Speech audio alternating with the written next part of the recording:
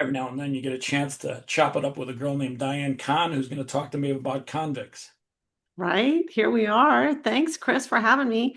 It's nice that you want to hear what's happening inside prisons. I admire that.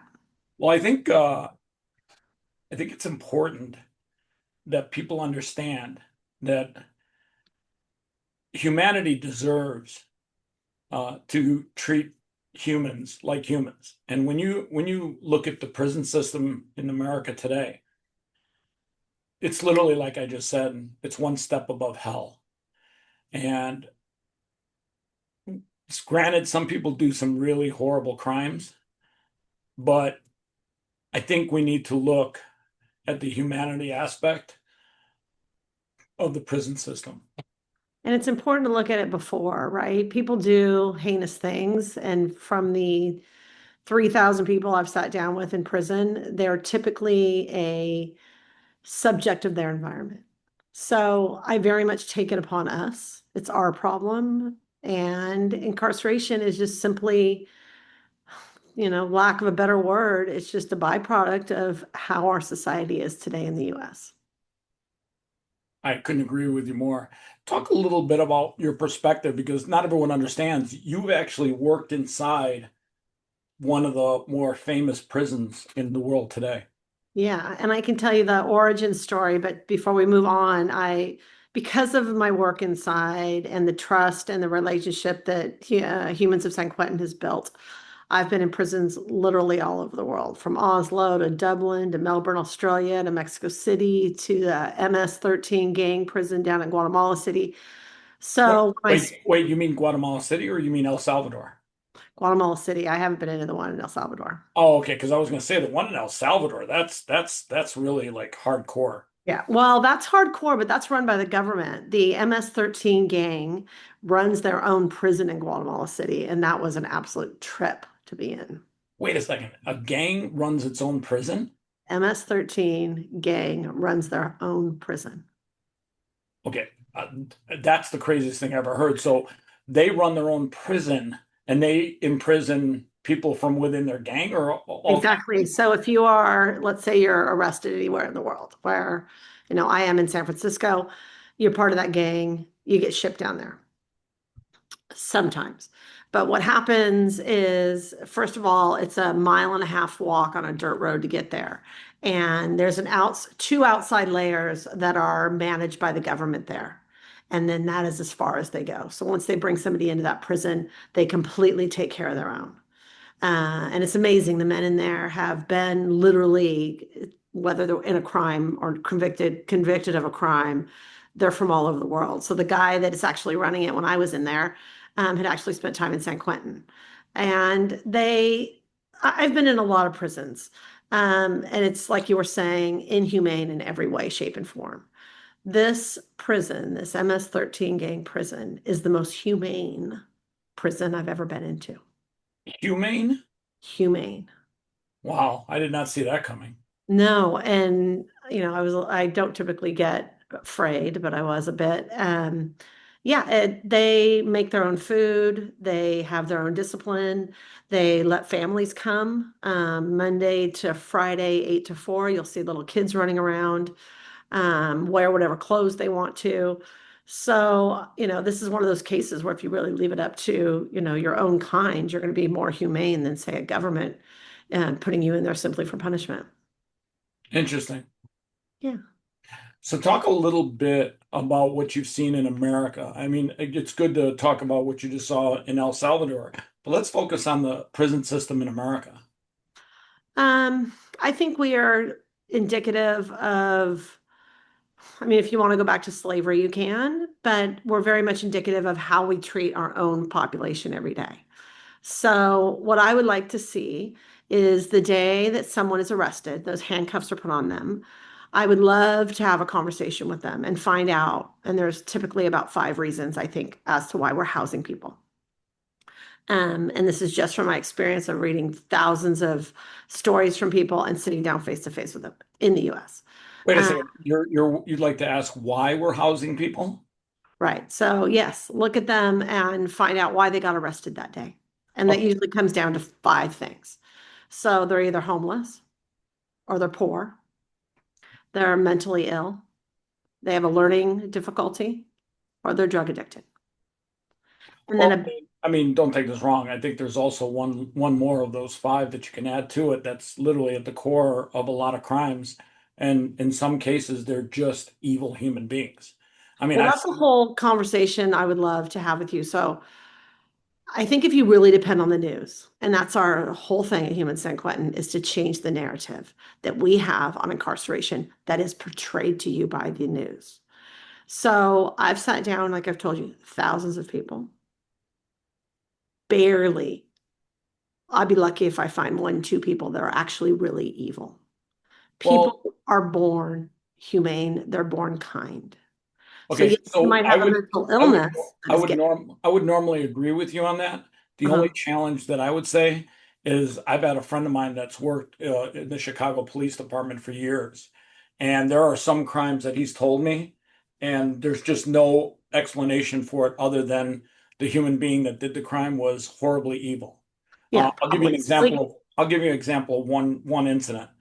A guy went into an elderly couple's home and killed both elderly couples, kept them in the basement, and lived there at their home and deposited their monies and took advantage of their life, and literally just did that. Now, I don't know if you can chalk that up to being poor or mentally ill, but at the end of the day, the way he killed both couples, he decapitated them and cut off their hands and wrists. Yeah, and I've sat down with people like that, but I think it's important to realize if we're strictly talking about the US, there's 2.3 million people incarcerated. How many of those stories do we really have? It's a small percentage. So I Yeah, I don't mean, think that we like I can said, let those few bad apples rotten so many people that we are housing A in the wrong way, and B, we're not addressing the issues that sent them there and all the people that are being sent there as you and I speak. so talk a little bit about how we're housing them in the wrong way. So typical, I'll take it right back down to San Quentin where I am. And it's very tangible, I think, for us. So you will get your sentence. Typically, a lot of men inside there, anywhere from 15 to 25 years. They, 1 year before they go to the parole board, which is the one that decides whether they get to leave or not, and they sit down with them for 2, 4, 5 hours, and they decide whether that person is eligible for release. There is little to no prep for that. Well, So, wait a second. When you say little to no prep for the convict, parole hearing. huh? For the parole hearing. So they've got this sentence. They are Uh-huh. stuck in prison. And then their parole hearing comes up and they have a psych eval about a year, maybe 2 years before. And they have to kind of glean from their friends what is going to happen to me in that parole board hearing. So it's the same as you and I taking a test. So I'm going to give you this test, but I'm not going to prepare you for it. And then I'm going to sit you down for it. And then I'm going to tell you while you're taking that test, oh, by the way, Chris, these are the things you need to study. These are the things you need to learn. And then at that moment, they'll decide whether it's 18 months, 3 years, 5 years, and you can come back and then we'll do this again. So we don't have the mechanisms in our country or that we have established for the day that those handcuffs go on you. What do you need to do to get out? Who are you? Why are you here? How can we set you up for success getting out? Interesting. You know, it's kind of odd because I would think that the person that's getting in front of the parole board would have some notice saying, hey, your parole hearing's in 2 weeks or whatever, and vice versa. I would think that they would have some information leading up to that meeting. They 100% do. They're given the date. Sometimes it jumps around a little bit, but 100% given the date. But they're not giving any kind of tutorial as to what's going to happen in there. Or maybe what they should have been happening. Usually it's like, oh, I want you to go to school, or you need this kind of trade, or you need to set up some kind of a parole reentry packet. You need to have a job, you need to have somewhere to live. What does your future look like? I mean, if we're talking about those people that you and I have been talking about, they don't have the means to have any kind of connections outside. Most prisons in the US don't have programming, so there's no free person like you or I for them to talk to. Or a lot of them don't have, education's not necessarily available. They do have to work.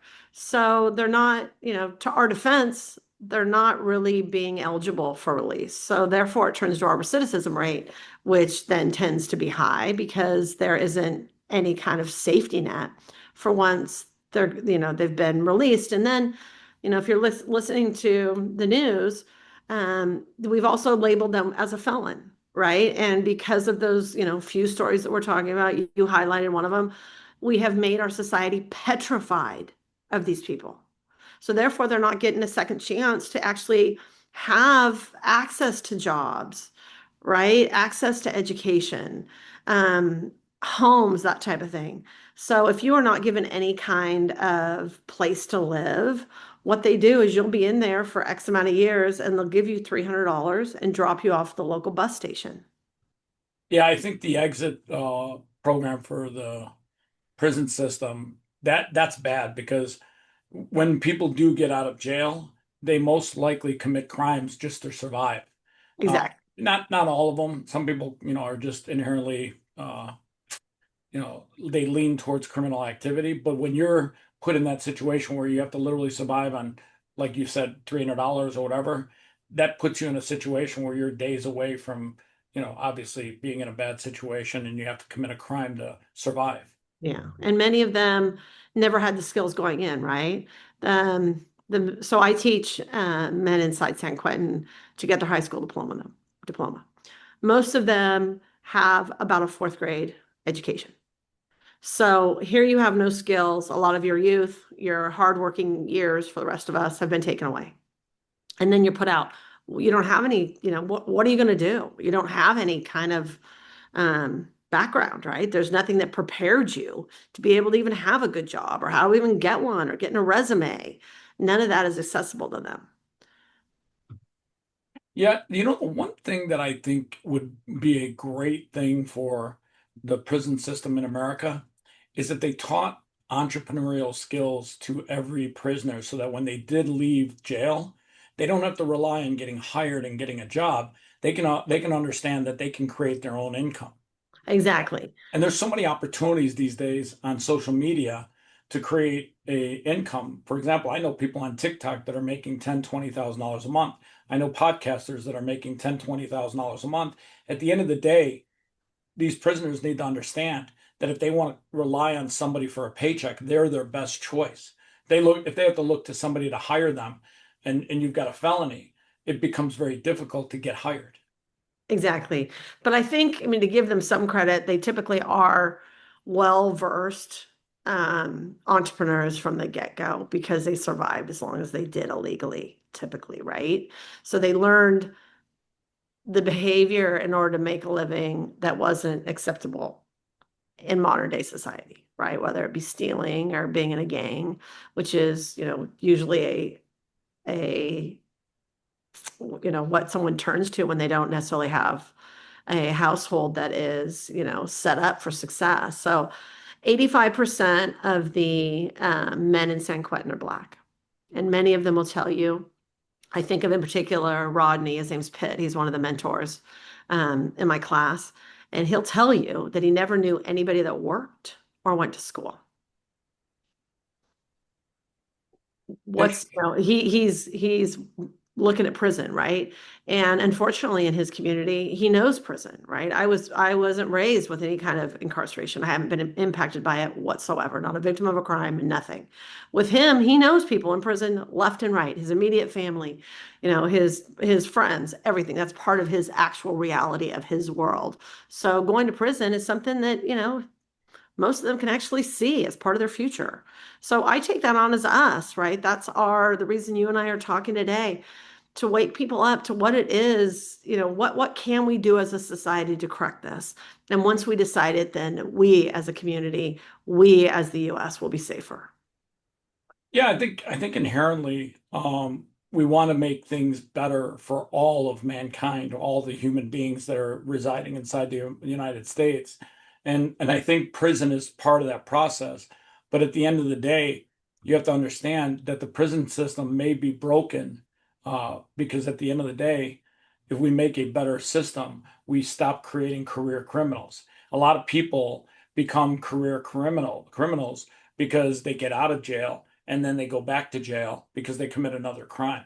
And then Yeah. once you've committed that second crime, you become labeled a convict. Uh-huh. 100%. I remember I was at a graduation inside San Quentin and I was there was a lady about my age, and she had three generations with her. So her grandson was getting his diploma. Her daughter was there, granddaughter. And I said, "So how do you feel, about your son, grandson being in here?" And she turns to me and she says, "Diane, prison has saved his life." She's like, "If he wasn't in here, he would have been dead." So in some ways it is saving people, right? And if they do have the opportunity to go to school or program or learn a trade inside, yes, it can turn them around. So in many ways, yes, it does work. And I've had lots of men write to me and women that say, this was their time. They've been in and out of prison several times, and now finally is their aha moment. Yeah, I So mean, it's definitely not all bad for every situation. And maybe that what you're describing is, let's say, 40% of the situation. We need to make it better for the other 60%. And you can never make it perfect for everybody, but I think at the end of the day, there's definitely room for improvement. yeah, especially like, with rehab, sometimes when you go in there, have the opportunity not to have drugs. But I think if even those that are on their way to rehabilitating, there is a better way to help them, right? It's better, quicker. Um, and then our prison sentences will be a lot shorter. Like in Oslo, Norway, I was in a women's prison there.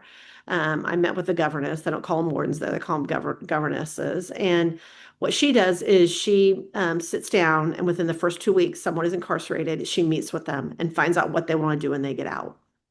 And they'll work how many every years are sentences. So when they get out, they have that trade or they have that schooling or whatever they want to do 100% solidified. But also, guns aren't legal there, so that brings that helps quite a bit too. Same down in Melbourne too. So prison sentences tend not to be as long, and basically their crimes are not as heinous for that reason. Interesting. Where are you located right now? I'm about 15 minutes away from San Quentin, so in the San Francisco Bay Area in California. Interesting. And talk a little bit about San Quentin. Everyone's heard about San Quentin. You've been inside it. Talk a little bit about your perspective from being inside it. Sure, I'd love to. So I'm in there every week, teaching men to get their GED, as well as I have an inside team that has helped form Human San Quentin. We have about 10 guys we have staff meetings with every week. So it was, as you know, it used to be death row and a level 5 prison. So max security. Over time, it is now level 1 and 2. So people very much have the freedom to walk around the yards. We can all meet together. And Newsom recently labeled us as a rehabilitation center. So we're no longer the San Quentin State Prison. We're a rehabilitation center. What's great about us is the rehabilitation. By the way, what's the difference there? What does that mean? That means there's more opportunity to rehabilitate than you might see in other prisons in California as well as around the world. I think what helps us is that we're close to a big city.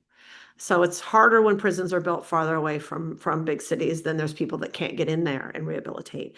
And they very much rely upon outside people to come in and rehabilitate because they simply do not have the resources to get enough people in there to change their system. So there's something, I think, over about 100 different groups like mine that go in and rehabilitate. So people inside have choices as to what they're going to do, right? They can go to Gangs Anonymous, Alcoholics Anonymous. I even have a podcast that I've done where they have victim offender dialogue. So if you want to go inside and sit with your perpetrator, you can actually, after much counseling on both of your sides, you can go and sit with them face to face. The person shackled to the table, and you can have up to an 8-hour conversation with them. So in the podcast, we interview each one of them after they've been inside. So it's rehabilitative in that there are opportunities for them to rehabilitate. Let me ask you a question just from a personal perspective. Could we do podcast interviews one day inside San Quentin with some of the criminals that are in there that have a story to tell? No, so they let no recording devices in whatsoever unless you can get it approved through media, and then they'll come in and do an event, and then there'll be media there. So not really within the prison, but there are, several different offshoots of um, podcasts that you can have, like Ear Hustles inside there. I'm not sure if you're familiar with them. There's another group through the radio station KALW, and they have Uncuffed. We've done ours. So, the state of California, the Department of Corrections really does want to rehabilitate. And I believe that is genuinely true of the Department of Corrections across the world. How So, they're going to do it, they need our help. question, your podcast is doing interviews inside there right now, correct? No, we did victim offender. So we have the free person, and then we've recorded the person in prison after their interview. So over the phone. Not via video. No, Oh, okay, got it. So is yeah, anybody doing any podcast interviews like with no, the actual inmates? no, no, not legal. Interesting. Yeah. If that was possible, I think that would create a platform for inmates to feel more about themselves and take ownership of their story. 100%. And that's why we have grown like wildfire. So I had originally planned to interview people in San Quentin and put their stories up online. Then the pandemic hit. So we are approved by the Department of Corrections in Sacramento, so our headquarters, and we were approved in February of 2020, and the pandemic hit the next month. What had happened at that point, I had interviewed about 20 guys, but I was hesitant to really interview anymore because I was worried about this maybe not taking off, and I didn't want to set their expectations and fail.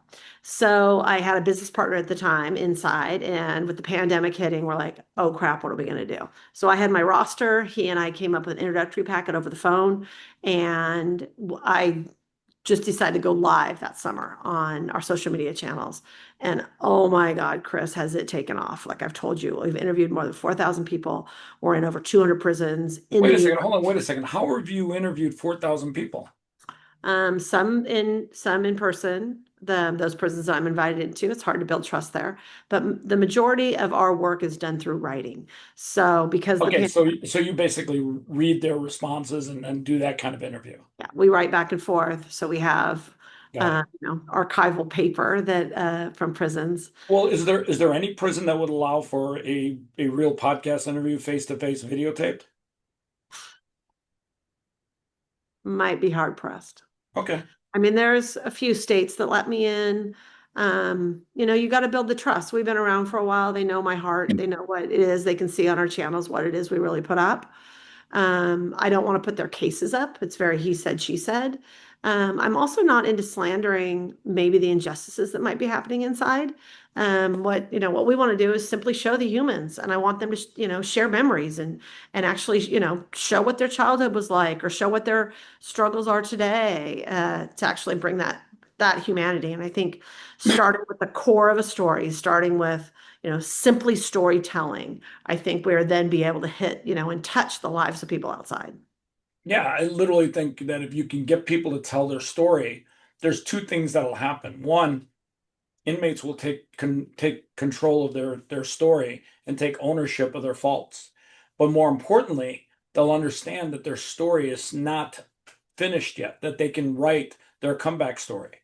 And Yeah. I think that's important because when people start taking ownership of their life and they start writing their comeback story, they understand that I get today to make my life better. I can make my life better starting today.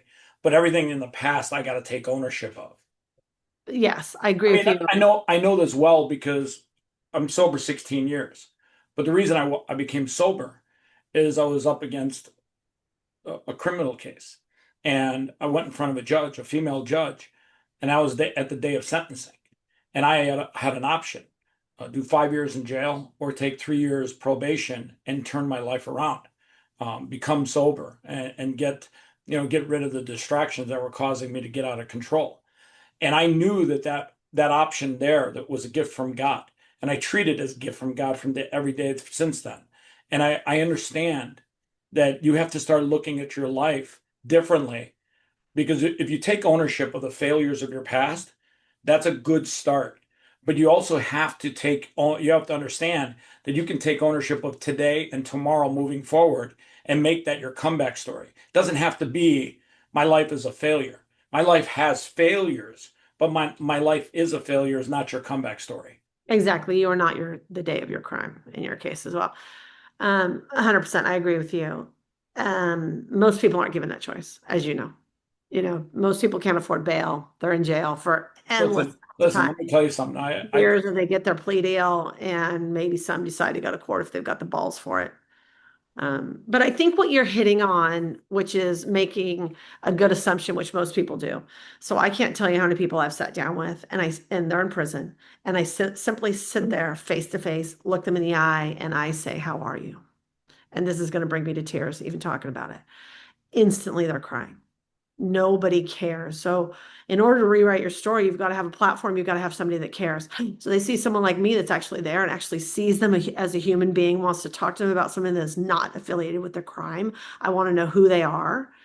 It's earth changing for them. So therefore, then you open them up to actually tell their story, write their story, share their story, and all of a sudden they're human. Someone has actually looked at them and treat them like a human, like you and I started this podcast out with. They aren't, right? So the more people like us, and I like to, as many people as are listening, do something, right? If you want to go into that prison, if there's something you want to do to help the underserved, help with our homeless, our poor, mentally ill, right? Our education system needs to be revamped. So all that good stuff. Yeah, I couldn't agree with you more. I think what you're doing is excellent, and I think it's God's work in many ways because people have to understand, you know, humanity requires us to look at every human being as a gift from God. And while people commit crimes, that doesn't have to be the end of their comeback story. Exactly. And it does say in the Bible to visit the prisoners. So if you're a true Christian, right, and you Well, believe in those words, if you look at the Bible, you look at the two people that were hung on the cross with Jesus, both of them were criminals or per se criminals. yeah, yeah, exactly. Yeah, it's been a long history, right? It hasn't taken us overnight to get here, and it's going to take us a lot more to change. But I also feel so we have about 35 interns that are in high school that work with us each week to help write people back and share our message and do social media and all that good stuff. But we have very much raised this new group of kids on wellness. And they're not On like I what? was On what? when On what? on wellness. What do you mean wellness? I don't understand. So meaning that they've learned to take care of each other's bodies, be careful with the words that you use, how you're addressing each other, and be respectful, right? And also to take time in your life to do whatever it is that you feel like you need to do to keep yourself well. When I was raised, it wasn't so much like that. In my case, you went to college, you got a job, you grinded it out, you made money, you retired. And I was also raised during the time of Bill Clinton. We had three strikes, you're out. And most of my guys are in there for 25 years because of that third strike. They may have been arrested twice prior to being 21 or 18, and then they do something at 18, and boom, they're in for 25 years. No one gives the opportunity that Chris Champion got of standing in front of a judge and say, "Hey, if you're willing to turn around, I'll, give you the next 3 years off. I'll meet with the parole board or parole um, person. What are they called? Forgot for a second. And then maybe you'll have the opportunity, right? These guys are, boom, right then and there, you're housed 25 years. Interesting. Yeah. Talk to me a little bit about the road ahead. What are you working on now? We've got lots of fun stuff. And I was telling you in the beginning when we started, I never planned on having a nonprofit. I never planned to be sitting here necessarily having a conversation with you. Um, I was just kind of doing my own Shout out little to Steve part. Cohen. Steve Cohen made that happen. Right. So I've had some wonderful things happen to me, wonderful things happen to humans in San Quentin, and wonderful people. There's not a day that doesn't go by, Chris, when we don't get letters at our little PO box in San Quentin Village of people telling us about how they were going to commit suicide before they found that we were there. And there's people out here in the world that likes and follows, and people have gotten married and have kids and gotten job opportunities. I mean, it's absolutely wonderful. So I like to answer this with I don't know. Everyone asks me about our 3 to 5 year plan. I don't necessarily have that, but I do know what society needs. We need to have satellite offices like Humans of San Quentin that are taking care of those that are underserved in prisons and making it so when they do enter society, they have skills that are going to take them away from that criminal thinking. But we also need to go back to the beginning of, look, you and I are talking about the mentally ill, the drug addicted, the homeless. We've got to set up centers and safety nets for them. But where we're going, I want everybody in the whole world to hear your perspective. You've had your feet to the fire. You've had to come to that moment when, that made you sober. And really let them know the people. I mean, I've met a lot of people like you with, what happened to you that are still rotting away in prison. That's not okay. I want everybody in the world to hear it. Yeah, and I gotta share a personal story that I think hopefully will help somebody. I don't know who, but somebody that's watching this. When I first got back home that day from court, at first, you know the legal system better than most people probably. I was at sentencing. I already, pleaded guilty to my crime. I knew I was wrong, and my lawyer pleaded guilty in the hopes that we would get a plea deal. Well, I was at the day of sentencing. So, I mean, just so we're clear, Right. That's the sentencing. last rope. That's listen, have all your affairs in order because after today, you're Orange done. suit. Goodbye. Yeah, exactly. So when I got there, my attorney had been trying to work on a plea deal for weeks, and the state's attorney was running on a campaign where he wanted to get elected for a new position. So he wanted to make this his line in the sand. They consistently, worked out plea deals for lesser crimes or even more crimes. And for the record, I didn't kill anybody. Nobody died in my stupidity. Um, in case anybody was wondering. But I didn't realize like how close I came until I started. There was a moment there when the judge came out and like she was going to do her talking, and then that was pretty much it for me. And I remember that moment in time like it was yesterday. And I said, God, if you find a way to forgive me, if you find a way to give me another chance at life, I will make the most of it. And I literally remember it was almost like time stood still. I didn't hear anything. I didn't hear the judge talking. I didn't even hear the lady behind my head. She was like a very large woman screaming. She thought I killed somebody in a drunk driving incident, and wasn't the case. I may have killed some bushes, but that was about it. And so she's screaming over my shoulder, he killed somebody. The judge like had her hammer a couple of times and said, shut the fuck up. I'm pretty sure she didn't say that, but basically along the lines of that. But I remember like I was like almost like it was almost like everything stood still and I was just in a quiet moment of prayer. And I just remember I just realized how did I get here? And I started just thinking about it. I'm like, how did I get here? And I realized it was just bad decisions with alcohol, really bad decisions. And I'm not blaming the alcohol. It was ultimately something I took ownership of. And I remember it was just like time stood still, and there was a moment there for me to reflect. And out of nowhere, literally out of nowhere. By the way, this is a female judge, so just so we're clear, the mothers that drank against drunk driving were in court. It was a lot of women, and there was a woman on the in the judge's chair. My Mhm. odds were not good. Not good.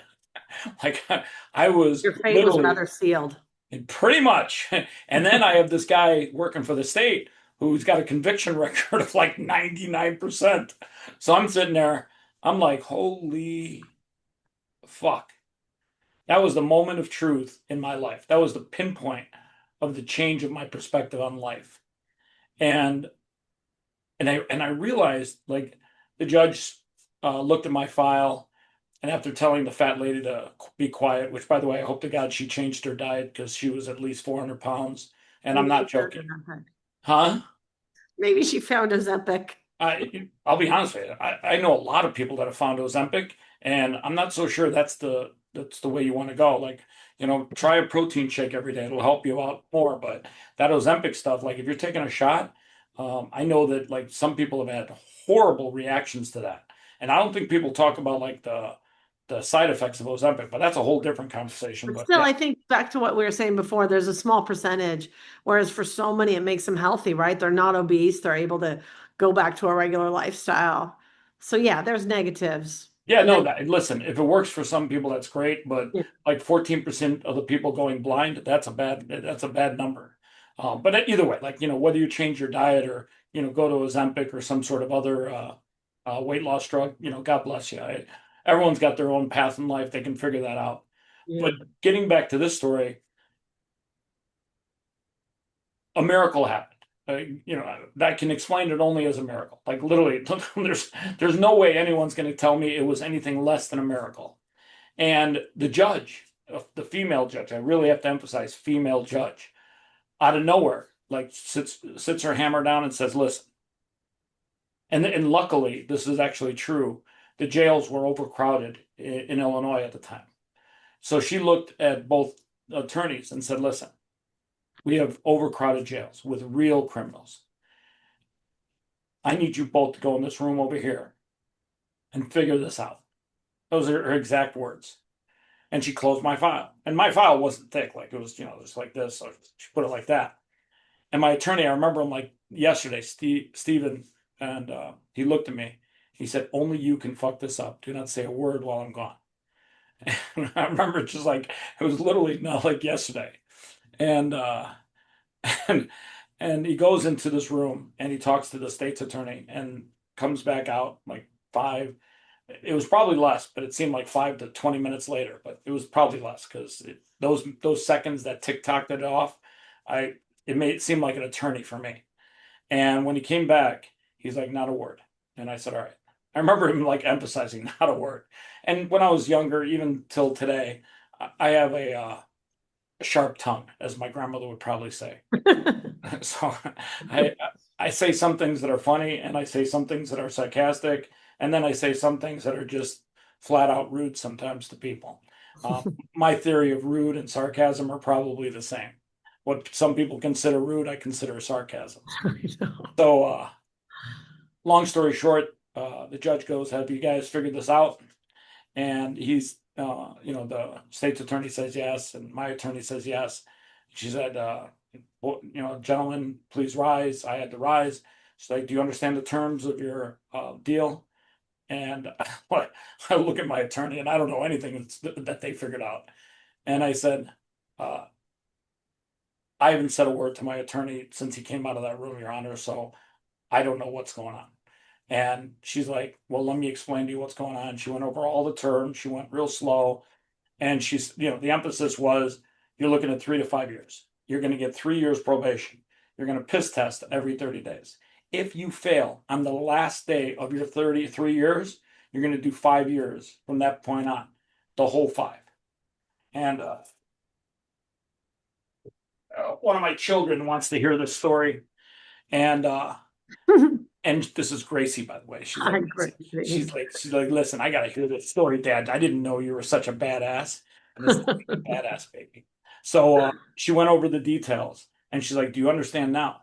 And I said, "Crystal clear." She said, "Are you sure? Because if I give you this opportunity to change," I remember like yesterday, she's like, "If I give you this opportunity to change your life, I want you to understand this is it. This is the opportunity of your lifetime." And I said, "No, I very much understand." And so she gave me that deal. And I remember going outside the hallway with my attorney, and he goes, "You understand this, right?" And I said, "I'm very clear. I've never been more clear about anything in my life." He goes, "Don't fuck it up." I remember just like yesterday. Gonna have a hard Don't time fuck it. defending you next time. Huh? Yeah, You're gonna exactly. have a hard time defending you. Well, to be honest, I'm pretty sure I ran out of money at about that point, and there was no more defending me. So I went home, and I remember it was weird because I took like any alcohol that was even within reach of my house and got rid of it. And I remember sitting there thinking, okay, how can I stay sober for 3 years? And it seemed overwhelming. I started sweating. And then I said, all right, well, how do I stay sober just for 1 year? And then that seemed overwhelming. And then I said, well, how do I stay sober for 6 months? And I'm like, that seemed overwhelming. And then I just kept thinking and thinking and thinking. I said, all right, I'm just going to figure out how to stay sober today. And then I did it. And then I said, all right, I'm going to figure out how to stay sober the next day. And I did that. And then I started realizing very quickly, I didn't have to figure out how to stay sober for 3 years. I had to figure out how to win each day. I had to figure out how to stay sober one day at a time. I had to focus on today. Yeah. And that helped me realize that life is just like that. You have to figure out how to make each day count. You get today. Tomorrow's gone. Tomorrow's not, yesterday's not even, or yesterday's gone. Tomorrow's not even here. But you Mhm. can make today count. And I think that's the biggest thing that people incarcerated have to know is you can win this day. You can make today count. You could do something to further yourself. Your comeback story has just started to become written. Yeah. You hear that, Gracie? You got a comeback story too, kiddo. So So I like, that, as you that know, I like to go deep with people and don't feel like you need to answer this at all, but I feel like I've talked to a lot of people who have, committed heinous and not so heinous crimes. Other than the addiction, is there something that led you to alcohol, say, of your drug of choice? um so by the way, this is Gracie's brother Theo. He was like, Oh, listen, they look the same. yeah, no, they're from the same mom. I'll give them that. Um, it's funny. Growing up, I was a chunky nugget. I was always fat. And as I became an adult, I started realizing or thinking that when I drank alcohol, I became cool. I was funnier. People thought it was great that I could chug a whole, pitcher of beer or whatever. And I associated alcohol with being cool. But then alcohol led to me gambling in excess and doing other things that I thought were cool. But in reality, it wasn't cool. I was becoming addicted to being cool through the use of alcohol. And then I started drinking, large quantities of tequila and whiskey. Shout out to Jack Daniel's Honey Whiskey. And I mean, let's be honest. You put honey in a bottle of whiskey, that's just a combination for a fat kid that he just can't turn away. I mean, if you're fat and they say, "Hey, there's honey in this bottle with whiskey," all I saw was honey. I was like, "Let's do this." And not to mention all your friends that thought, how fun you are and funny and all that good Well, stuff. that's the funny thing. I thought I was being fun and funny, but in reality, I was just an asshole. And nobody had the guts to tell me I was an asshole. When I was drunk, I was out of control. I was way out of control. And while I was the village circus clown for that night, I also started realizing that I was burning relationships, and that to me was a wake up call.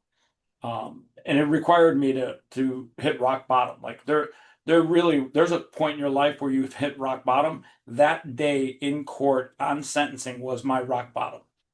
And I realized that, and it was important. I think God had to humble me to bring me closer to my faith. I think faith mattered more to me after that day than it did before that day. I'll be honest with you. When that moment when I told you time stood still and I was saying I was in reflecting in prayer, I think that was the moment that God spoke to me. See, God listens to us all the time. But once in a blue moon, he speaks to us. We can hear him clearly. Mhm. And I could hear him literally say, I love you. And I knew when that happened that day, when that judge came back. I mean, let's be honest, it was a female judge. It was a state's attorney with a 99% conviction rate who was running for office. It was a room full of extremely large women that hated me. The odds were as close to fucking zero as you're ever going to get. Yeah. There's not a situation that somebody can convince me that that was not the hand of God and a miracle. There was a better Or plan. my Got a better attorney was plan a for really you. good attorney. Like as my attorney says, he's like I'm the best. I'm like, There was a better plan for you, and I also think maybe that judge that day she woke up, she had a good night's sleep, and maybe she had a moment of clarity that, hey, let's do this. I think it'd be interesting. I don't know how old she was, but it would be great for you to approach her or write a thank you note or something because she seriously turned your life around, right? It you know sounded like. what? Until I've said that story to a lot of people, and you're the first person that did that just told me this. And I'm going to do that this week. I'm going to send it to her through express mail. Hopefully she's still alive and a judge, or at least hopefully I can get it to her. Yeah. Whatever, maybe she's retired or something. Not hopefully she's not dead. But here's the funny thing. You know what allocution is, right? Mm. So at the end of my 3 years probation, by the way, I got a whole other funny story, but I don't want to make this all about me. But there's really a funny story about probation. Mm. And but when I got done with probation, the very like 1 week afterwards, you go to in front of the judge that sentenced you, and you do allocution, where you basically get in front of her and you say, "Hey, um, I've learned, and I plan to live a better life moving forward, and I'm a changed human being." Well, when I did it, my attorney said, "Keep it short and sweet." Well, as you can tell, I don't do anything short and sweet. I mean, I do a lot of things sweet, but the short part I did not master at that time. And I went on and on and on, told her why I believe God uh, had a miracle that day, and that somehow, some way, she's been the biggest uh, angel in my life. And when I went on and told her that, and I remember she listened to every word. Like I was rambling for what seemed like forever. And maybe it was like 3 minutes for all I know, but I talked for a while. And I just ended up stopped talking. And she said, "You know what? I have hope for you. I don't think I will see you again." She Mhm. goes, "You're welcome to leave." And Yeah. I remember the last words I said to her.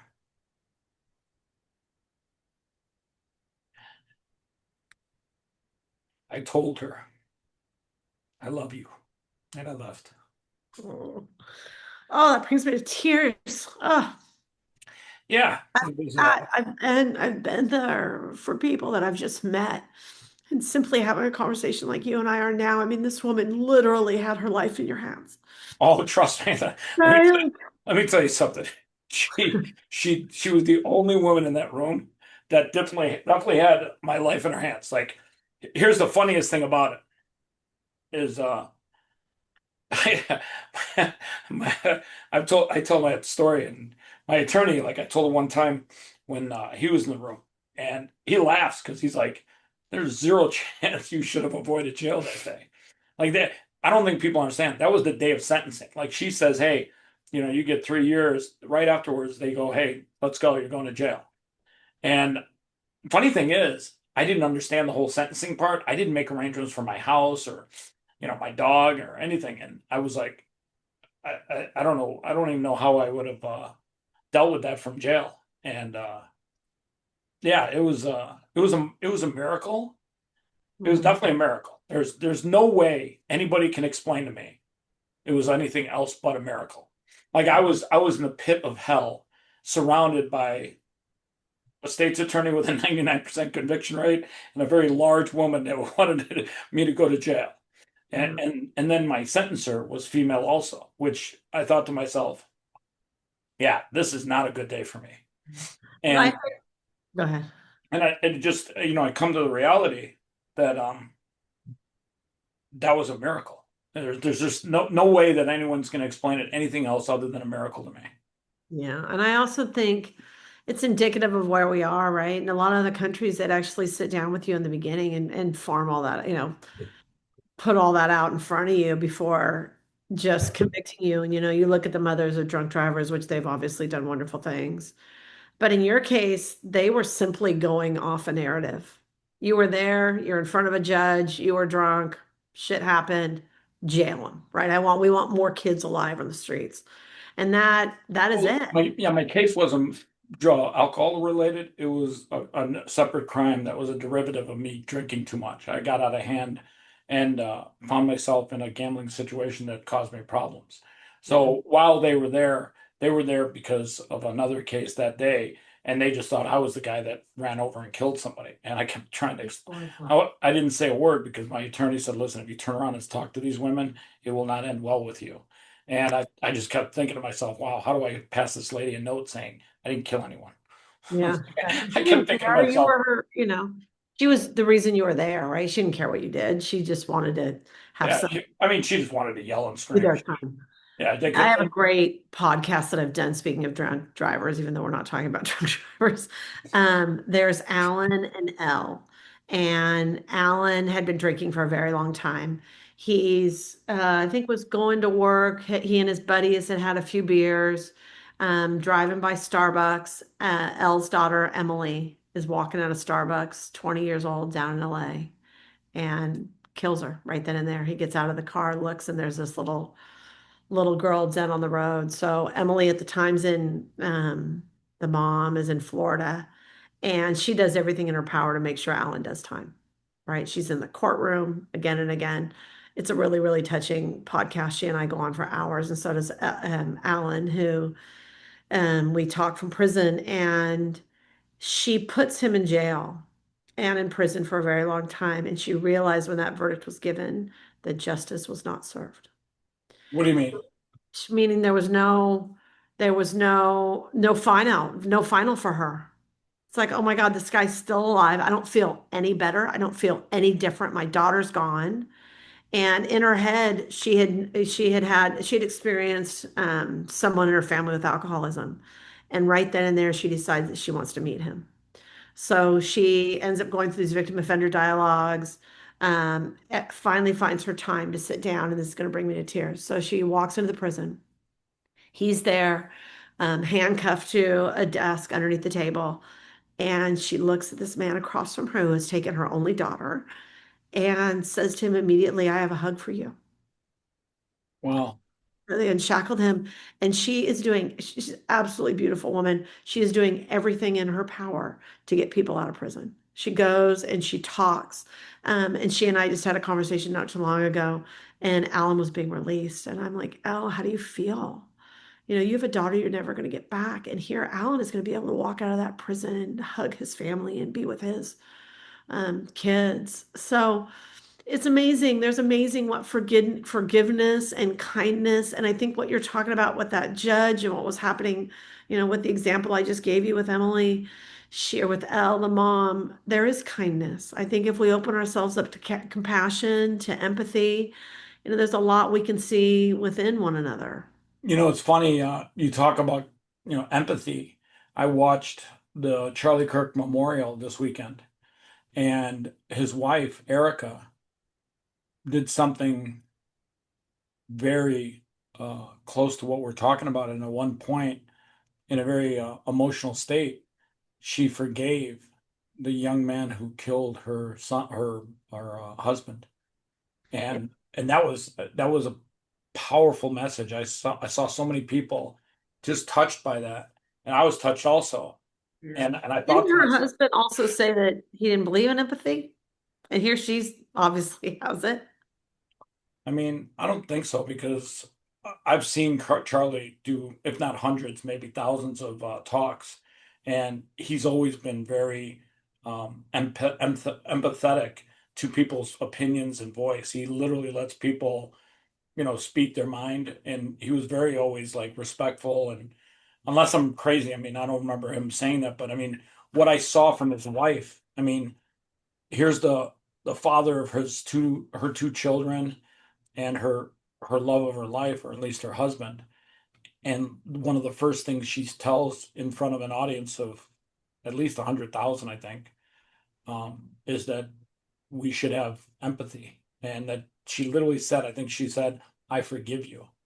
And on the day that I don't know if they're burying him or yesterday, or I don't know when he actually has his funeral. I thought yesterday was the funeral thing, but long story short, when you talk about empathy, it's a hard thing to do, but I think it's something that God wants us to have. Yeah, it's needed. It's for sure needed. And to hear you talk about God and hope and faith, I cannot tell you how many people write us from prison, and have found hope and empathy because of Jesus, or because of, even if it's not Jesus, it's Well, some. it's funny you mentioned that. I have a book coming out called Faith Matters. And while it talks a little bit about God and faith in God, it talks 80% about having faith in yourself, that your life has more meaning. A lot of people these days, they don't understand they were made to be great. When you're born, God whispers in your ear, greatness is your destiny. God wakes up every day and sits by your bed and wants you to do something great that day. And I talk about that in my book. And I think people have to understand faith matters not only just in God, but in yourself. God's faith in people is usually up here, and their own faith in themselves is usually right here. If God believes this about you, I always tell people, you got to raise your expectations. You got to raise your faith in yourself. You got to rise up and be the person that you were meant to be. And people are like, well, I don't have enough money and I wasn't gifted with this and all that. But you got other gifts. You got other opportunities. You Yeah. got to make the most of what you've got. Don't worry about what other people have. Focus on the gifts that you have. Yeah, and that brings us back around to the beginning when, you were saying that, that there's evil people in prison. I think we're each born equally. I think we're each born, right? There are a few that are slanted that way. But I also think that with the work that I'm doing with sharing voices from inside, I don't have a lot of trauma in my life. I can't really pinpoint anything, but I think there is something literally, Chris, that is flowing through me. I know the answers to a lot of things before they ever happen with sharing these voices. I mean, it is my life's passion to be able to show people on the other side who it is we're really housing in there. And Listen, that is if something greater than, I mean, I have faith in myself for sure. But yeah, those messages are already written for me. well, Those here's answers. the thing. If you don't give people this voice, nobody will hear them. So what you're doing is literally you're a messenger of God's voice. Like you're giving people from a place that's literally close to hell a chance to talk and to tell their story and to take ownership of their life. Without that, they are in a hole that nobody will ever hear from them. They Yeah. are out of sight, out of mind. Even their own families will forget about them. You and I need to take it on the road, Chris. I just love what you just said. There's a mic drop right there. Thank you. Which one? Which one? What are you talking about? Well, just that if I don't take it on as myself because if I wasn't, if there weren't several thousands of hundreds of thousands of people behind me that trusted what we did in our mission, I wouldn't be sitting here. Um, so yeah, if we don't, if I don't share that voice, if we don't share it, if people don't open themselves to hear it, we're all going to hell. That's Well, my, I don't know. I don't know if we're all going to hell, but I think that being in prison is as close to hell as you're going to get. and And we sad are. to I mean, say, I sad to look at it as us being in hell in that, there is so much corruption happening out here. We oh, do there is. I mean, have there's a a lot of well criminals. place because of what we're doing to these people and how we're simply raising people, right? So that was my Well, counterpoint. here's the thing. I don't think people understand. When you're in prison, you still have, I think, unless I'm crazy, I still think you have the right to vote. And maybe I'm wrong. I could be wrong.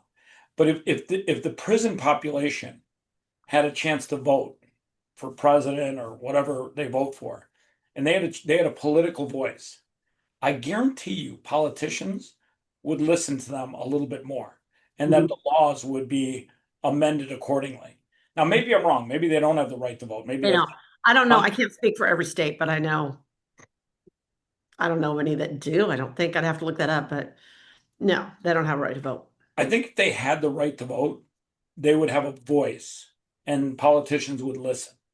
Because trust me, if you have a right to vote, if you're a certain sector of the population, you have a right to vote, politicians will listen to that audience when it comes time to get reelected or Yeah. to get elected. Yeah, I would hope so. They do their own. My business partner inside, I was telling you about Juan. He's done with each presidential election. He single-handedly has sent out ballots and tallied up the winners and everything. So yeah, it's interesting. Yeah. Right. I So tell me something that helps you get over your fears in doing what you're doing, because a lot of people don't achieve amazing things like what you're achieving. They don't go after their dreams because fear holds them back. What do you do when it comes to dealing with fear? That's an amazing question because I mean, thinking of the word that you just used, amazing. I don't feel like I'm doing amazing things. I mean, I get the mail, I hear people like you, but it is such a knee jerk for me every day to get up and do it. And I guess that's what they say when they mean that, if you're really doing what you want, you don't feel like Well, you're I working. always tell people you got to make sure that your passion is your purpose and that your purpose is your passion. It's so hard to find though. So back to your question, how do I get over that Fear. So I think it helps that I'm a woman, I'm interpersonal, interrelational. And Wait a for me, second. What'd you just say?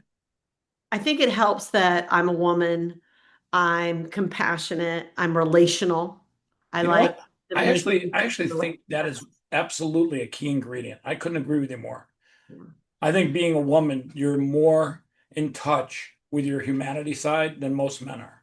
Yeah, and we also have had to conform to living in society to getting what we're wanting, right? So we've really had to be able to work our way around different relationships. And I treat talking to someone in prison and carrying the weight of what they've done, carrying the weight of the trauma. So I think it's important to note that I've never, with all the thousands of people I've sat down with in prison, I've never met one that wasn't a victim first. And same as sitting here with you today. I mean, I could sit here and talk to you all damn day long and finding out everything that happened to you. To me, that's interesting. So when I sit down with someone in prison and it starts out with how are you and they're crying, it's a gift. I mean, I wouldn't sit here and tell my darkest fears to a lot of people. So for them to entrust me with that and knowing that I have the ability to share it, is a gift. I mean, to me, it's God's light for me to be able to have someone trust me with their story. So I do not think of it as fear whatsoever. But I also think when I think about people going into their line of work or trying to lose a fear they might have, you really have to dig into your own stuff. You really have to look at where you came from and why are you making decisions that you're making. If there is trauma in your life, you've got to look that beast ugly in the eye and go down that really, really, really bad, ugly, ugly place. And that's where it really hurts me when I think about people in prison. They have to do that alone. They've already had CNN and the world or whomever stamp them, tell them they're awful. They're put into a cell alone, no help. And they've got to look at those demons. They've got to look what those parents did or the trauma that they've had. So I think that's important. If you're really going to lead a good life, with you, you had to do that. That moment was given to you. So many aren't. And I think a lot of people out here get very much, um, we get lost in life, right? We're chasing that dollar or we are, saddled to this or saddled to that. You really got to step back. And we've done a good job teaching the generation that we are now, like I was talking about earlier with wellness. You've got to take care of yourself, look your fears in the eye, and then I think you'll be able to go, find your purpose. Yeah, I couldn't agree with you more. Hey, by the way, I like to end things on a positive note. I want you to look in the camera, talk to one human being today who's watching this, and literally give them an inspirational story, something that'll help them change their lives. Maybe they're going through a challenge, whatever it is. I just want you to talk to them and give them something inspirational. Do you want me to have a story of someone that I've interviewed? Anything that will make people maybe change their perspective about themselves or change their perspective on the people that are in jail. So the first person that comes to my mind is Freddie Lopez. So we're in our weekly meetings, like I told you, inside San Quentin, and he had written to us. And he comes in and he says, if you don't mind, can I take a couple minutes and read to you this note that I've written. And it's a thank you note for us sharing his story. So Freddie walks in the room and he's covered in face tattoos. And he had really gotten mistreated prior to going to prison because of his face tattoos. And he had a wife and kids, and he'd be kicked out of restaurants, he'd be pulled over. He goes to prison and he's finally thinking, oh my gosh, I'm with my people, right? It'll be easier. So he goes and applies for a job in the cafeteria. And the woman there says, I'm not hiring you. He's like, what are you talking about? I've got letters of recommendation. And she's like, you're covered in tattoos. I know your trouble. I'm not putting you in my kitchen. So he works her, eventually ends up getting a job with her. A little while later, she turns to him and she's like, I'm sorry I judged you. You are the best worker that I've had. So to see this grown ass man stand in front of me and tell me that this woman believed in him after what he had been through and and his life. And now he turns and he says, the only reason I'm feeling this and I can feel these emotions today is because after I had met with her, I saw one of your flyers on the wall and I decided to write my story down. And it was the first time that he realized what a nut of anger that he was carrying around. And he says, I'm finally able to let that anger go. So there is, for me, and I think for all of us, there's hope, there's humanity. We might be having a really freaking bad day, but there are people out there that have made success out of out of nothing, right? You look at someone like Elle, whose daughter's been taken for her, and she's able to then go into prisons and let people out.